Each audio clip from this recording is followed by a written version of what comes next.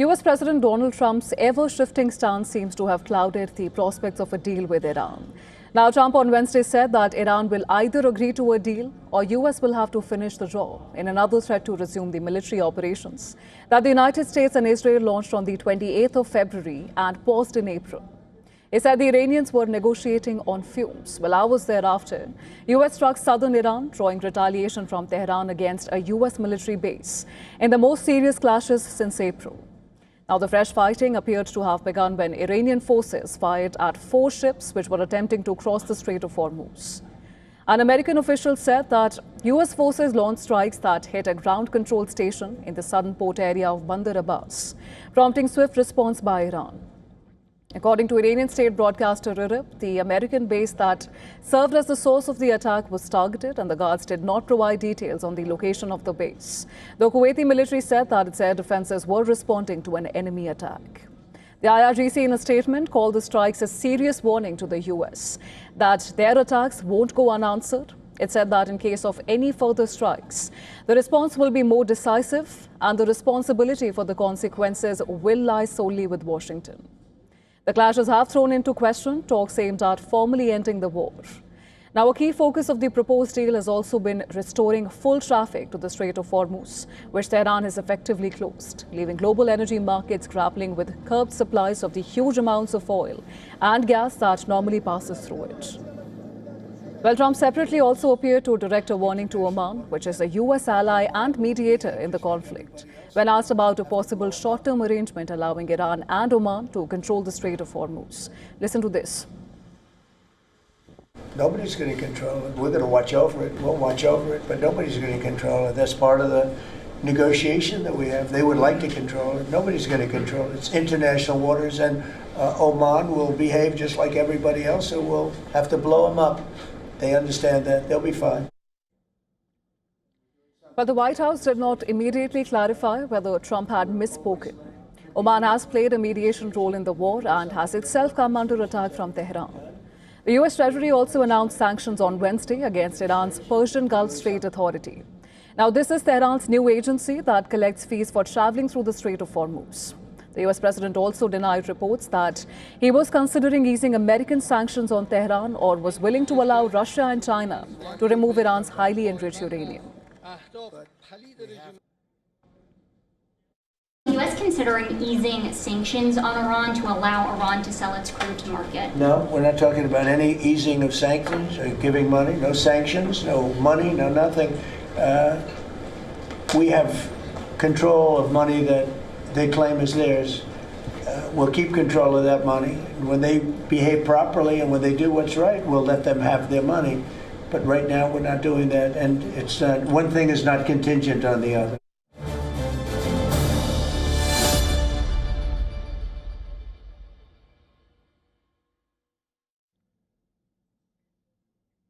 All right, and to discuss this further, we're being joined by Burzine Wagmar from London. He's a member at the Centre for Iranian Studies at University of London. Thank you so much, Mr. Wagmar, for joining us on the broadcast. Now, what we're seeing here is diplomacy and military escalation unfold simultaneously. Sanctions are tightening, strikes and counter-strikes continue. Markets are volatile and the talks are still being described as productive. Do you think it's President Trump's perhaps this ever-shifting posture where he's alternating between coercion and conciliation, which is, becoming the biggest obstacle to a credible peace deal here? It is Iran which is the obstacle because it doesn't know what it wants to pursue. The narrative in the media should focus on that. So while President Trump is known to shift his positions and leave people puzzled, you must also question what are Iran's moves. For example, the talks that were going on in Doha were to lead to a 60-day extension of the ceasefire and also lifting off the blockade gradually in the Strait of Hormuz and the removal of mines. And what happened at the start of this week was that Iran was caught laying additional mines, which is why the attack took place at Bandar Abbas on the Hormuzgan province littoral. And US surveillance aircraft are naturally in the area to check on what the IRGC Navy is up to. They were the ones laying further additional mines, threatening already 2,000 plus ships which are stranded there for over a good month plus. And then when they were caught out, they decided to open their anti-aircraft batteries, which is a direct military threat to the US assets in the region, which is what led CENTCOM to this latest skirmish. So let's put that into context. Then there's the question now they throw up of we want $24 billion right away for any deal to be signed. And at the first instance for the memorandum of understanding, we need $12 billion to be released for previous oil sales and proceeds. But that's a complex mechanism. And Iran wants these quick, rapid talks and agreements which suit its convenience. That's not how things work. Why? Not because the US would drag its feet in releasing the funds, because the funds are a complex mechanism being held in Bahrain, Germany, Luxembourg, South Korea, Iraq, and elsewhere for Iranian oil sales and due to international sanctions that they cannot repatriate these funds. So these things do take time. And the fact that they want 12 billion right away to agree to anything tells you how desperate this regime is.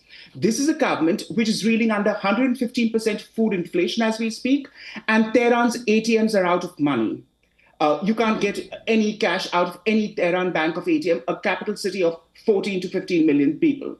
Then you talk about Oman. Yes, Oman has been something of a mediator over the last decade with hostages and talks even during the JCPOA period. But please remember, Oman itself has said it will not be interested in receiving any funds to be shared with Iran for so-called tolls, which is nothing but blackmail. Iran has not signed the International Convention of the Law of the Sea of 1982 mechanism, so it cannot dictate terms to the world of that now we will place tolls on the international waterway, and President Trump is absolutely right to point that out.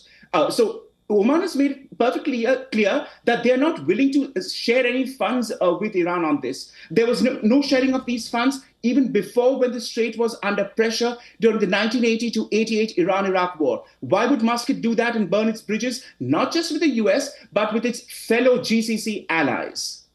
We hear you, Mr. Magmar, and both sides believe that it is the other which is impeding a meaningful peace deal, and the confusion is being created from the other side. But now Iran has said that the US must unconditionally release all the frozen Iranian funds. They've called them their legal right. But now the fate of the roughly $24 million in blocked asset, it has emerged as another major sticking point, as you've also just mentioned. But how do both sides find, an equilibrium when there is that mutual belief that time is on their side, which is also increasing the danger of miscalculation here and making a diplomatic breakthrough even harder? It would be a very hard sell for President Trump to release the funds, because that would be awarding Iran for its aggression of attacking the GCC states and destroying their infrastructure over the last 2 months. What other sign would it send out if not that? And how do you think that would go down with the GCC? And one of the US's most important allies, all 6 members. Then there's the question of confusion that you brought up, and I'm glad you discussed that. And the confusion is not within Washington, it is within Tehran. And there's absolute confusion within the regime because they just don't know how to deal with Mr. Trump and Washington at large, in more ways than one. Iranian analysts, politicians, and other intellectuals themselves say we are not privy to what are talks occurring, whether in Islamabad or Doha, and whatever we can garner is only from media reports. They themselves are not privy to it. Then the massive infighting that is taking place, even with the negotiators. President Pezeshkian and Ghalibaf, the negotiator, who are in Doha with Hemmati, the central bank governor, and the others, they are being abused at home as sellouts. There is a massive dissatisfaction at home in the fact that the Iranian regime is agreeing to any talks at all with the US because, of course, they claim that they were bombed twice during negotiations, but it's not even that, Diksha. It goes beyond it. It goes to the very raison d'etre of the regime since 1979 to stand up and counter US hegemony and its anti-Western ideology, which is ingrained in the republic's warp and weft. They do not believe that they would survive and have any credibility if they signed anything with Washington. That would lead to compromising its nuclear sovereignty, as they call it, or diluting the enriched uranium of 60%, much less shipping it out to be diluted or removed elsewhere. And it's not just the uranium, the 440.9 kilos, which is in rubble. So it's one thing to say it's already in debris, but it still needs to be extricated, and President Trump has mentioned that he wants to get to it.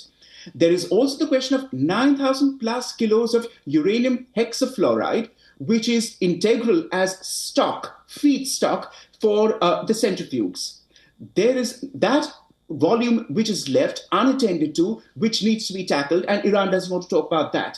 To say nothing of the fact that Iran doesn't even want to talk about the ballistic missile program, which is part of these talks, these recent negotiations in Islamabad and Doha, that they don't want to compromise on the size and stock of it. Of course, they never wanted to talk about the missiles at all prior to 28th February too. They put their shutters down on that, which then led to the first skirmish on 28th February.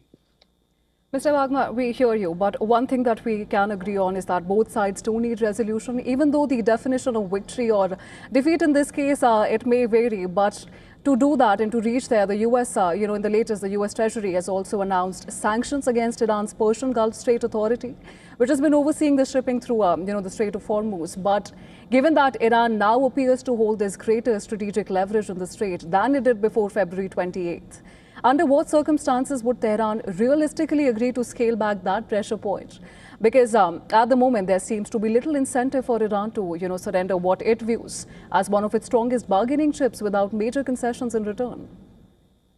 There is little incentive because it is their trump card, literally speaking and metaphorically speaking, true. But the question is, why don't others in Asia put pressure on them? For example, China may claim, as the President Xi told Trump and has been saying all these weeks, that it was not our war, we were never in favor of all this. But 89% of Iranian crude makes its way to China. So why is China not putting pressure on Iran for that? India has discontinued buying Iranian crude for quite a while, but there is impact for India or Pakistan and Bangladesh. Why don't they put pressure when Iran has amicable relations with these countries in South and Southeast Asia? They should also be talking about and standing up to this so-called Persian Gulf Authority, which is nothing but a blackmail mechanism.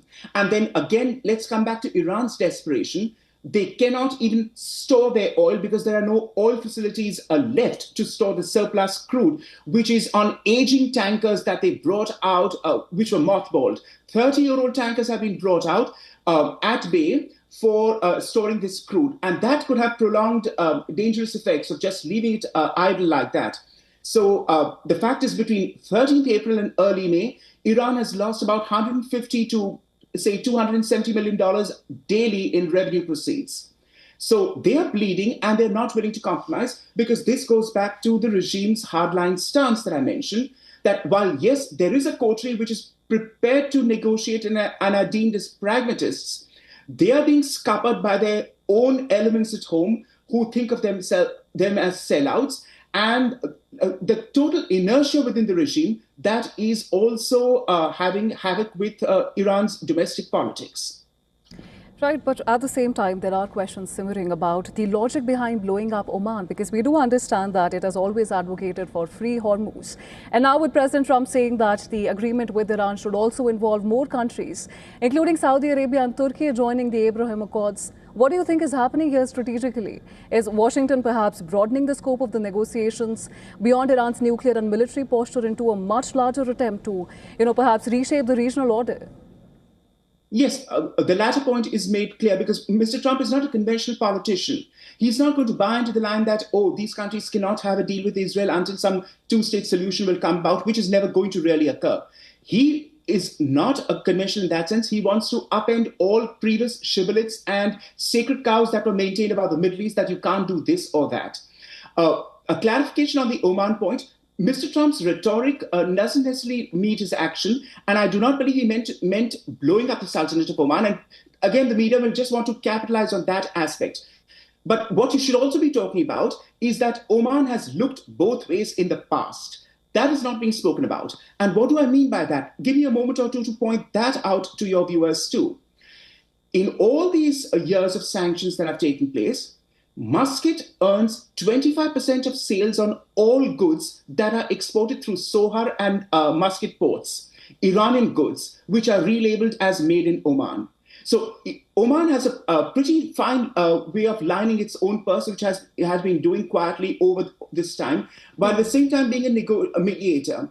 2,000 shell companies, dummy companies, according to the Omani Chamber of Commerce, are registered in Oman. Wagmar, but no, of please course, let me we're finish. running out of time. And so that needs to be pointed out too, so that Sure. Oman plays this double game like Pakistan. Let's talk about that aspect as well. Mr. Wagmar, we hear you, but unfortunately, we've run out of time. Thank you so much for sharing your perspective with us. Thank you.